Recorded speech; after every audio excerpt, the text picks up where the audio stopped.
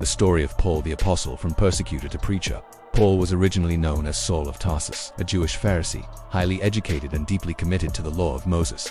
He hated the followers of Jesus called the Way, and made it his mission to hunt down Christians, imprison them, and even approve of their deaths. Saul was still breathing out murderous threats against the Lord's disciples.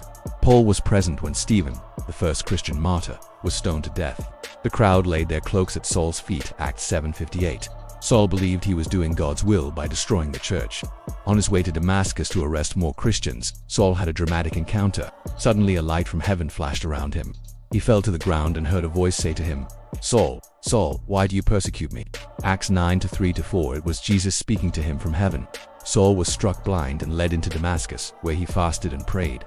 God sent a man named Ananias to pray for Saul. Ananias was afraid because Saul was known for harming Christians, but he obeyed. When he prayed for Saul, something like scales fell from Saul's eyes, and he could see again.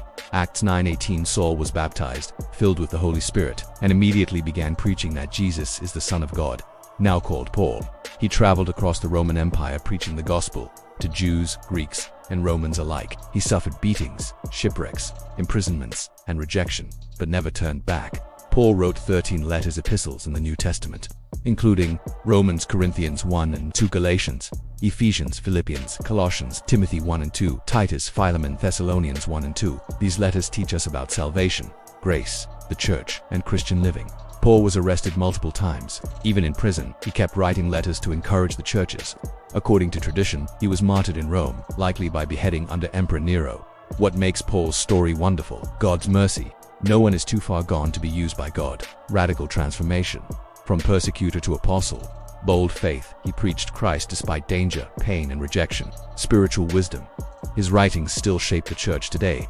Love for the nations. He opened the way for Gentiles, non-Jews, to know God. I have fought the good fight. I have finished the race. I have kept the faith. 2 Timothy 4-7.